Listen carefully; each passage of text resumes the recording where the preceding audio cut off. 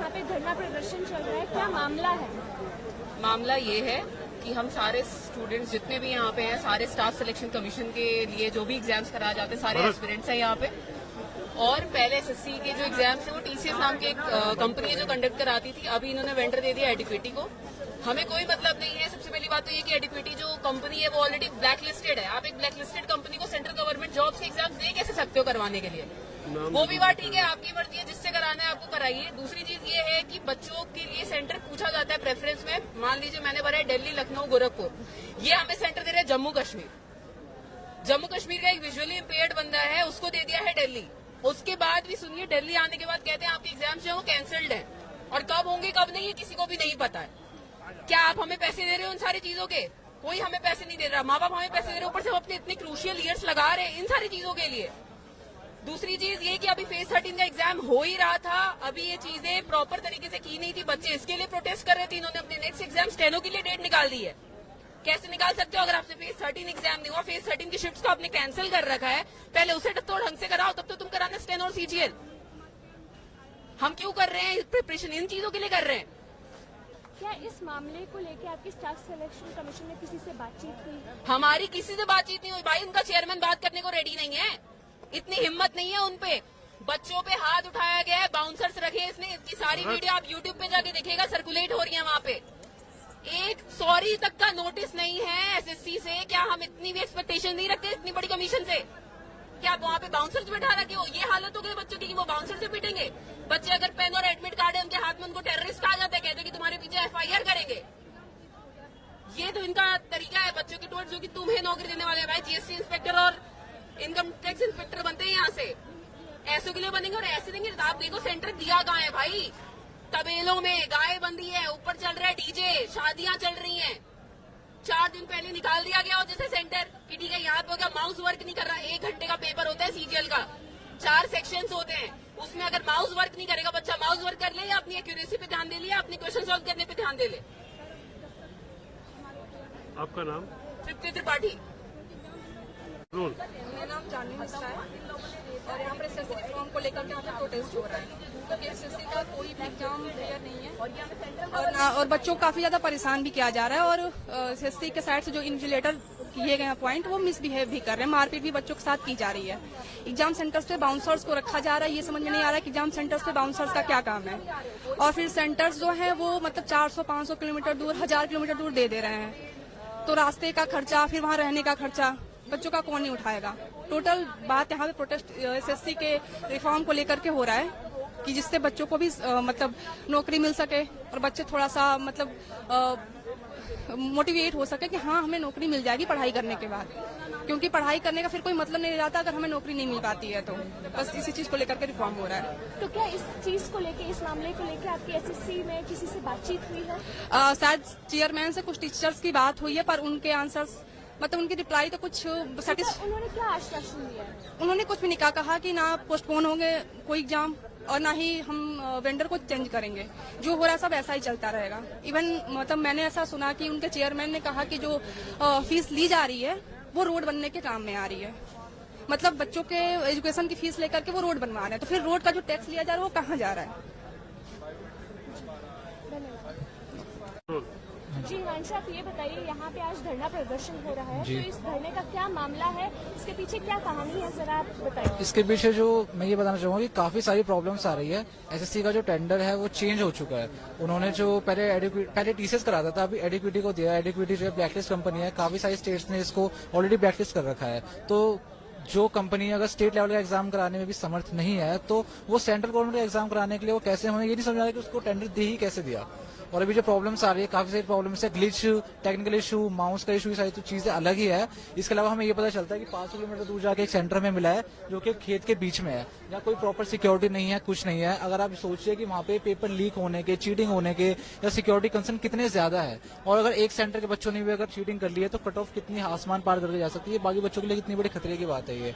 और ऐसी बहुत सारी प्रॉब्लम्स है, एक प्रॉब्लम है भी नहीं, ऐसी बहुत सारी प्रॉब्लम्स है। क्योंकि आने वाला एग्जाम सीजीएल जो सबसे बड़ा एग्जाम है, उसमें 30 लाख बच्चों ने फॉर्म भरा है, और यहाँ पे जो 3 लाख बच्चों ने फॉर्म भरा है वहाँ पे इतनी प्रॉब्लम्स है। 30 लाख को कैसे मैनेज करेंगी?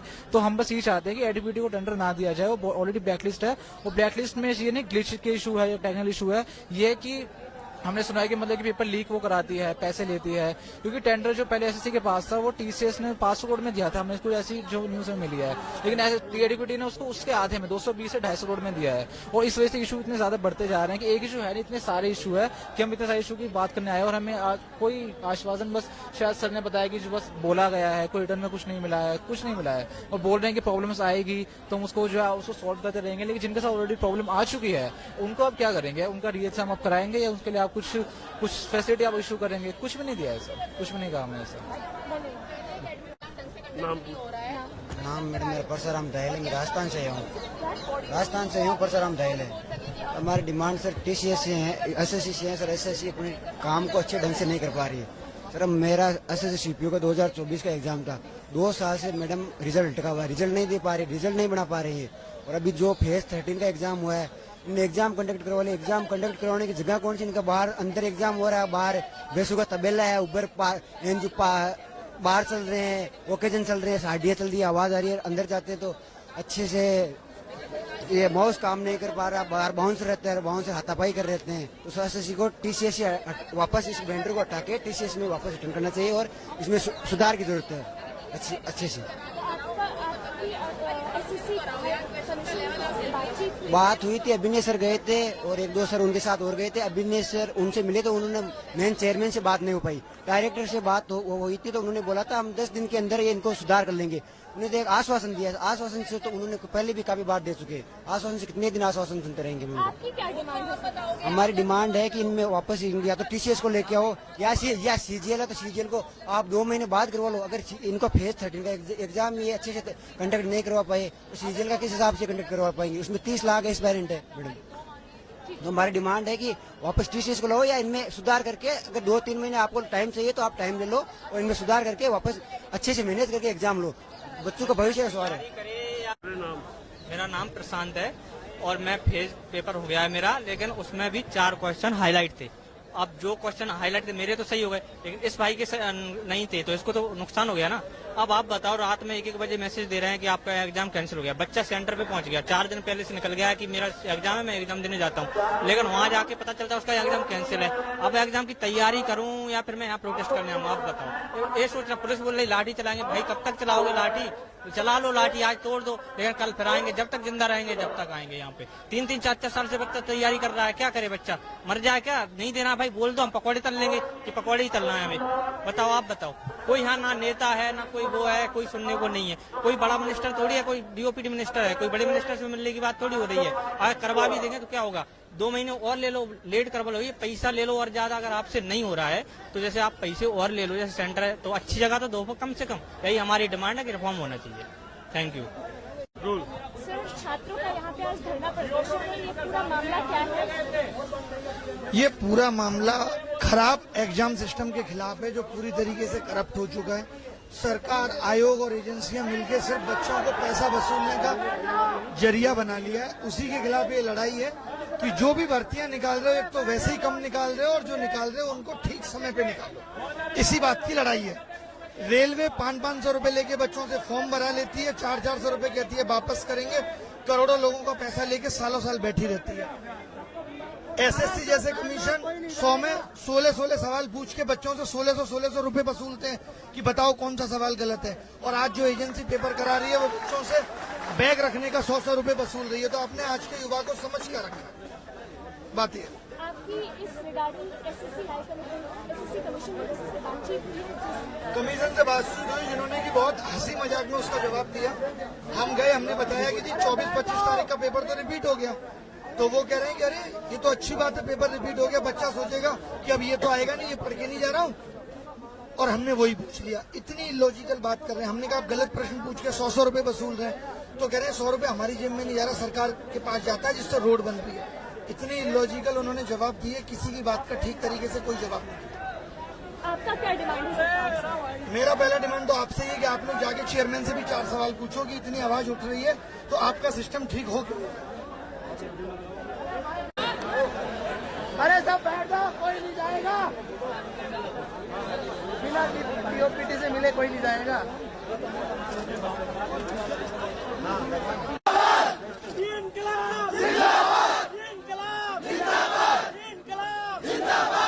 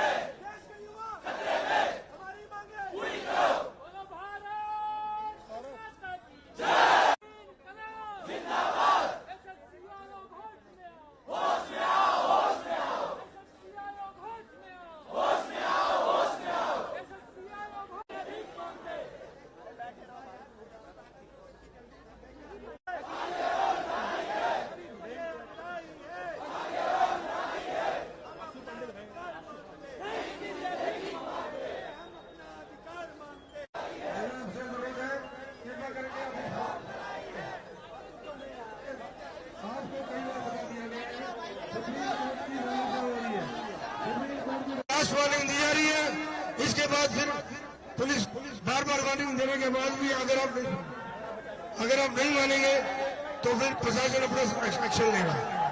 हमके बाद भी आप नहीं मान रहे हैं तो फिर कानून के पास आपको लास्ट एंड फाइनल वार्निंग देने के अलावा कोई चारा नहीं है। कृपया करके मैं फिर आपसे अनुरोध कर रहा हूँ, अपने फ्यूचर का ध्यान रखें, अपने प्रॉमिसिंग कैरियर का ध्यान रखें।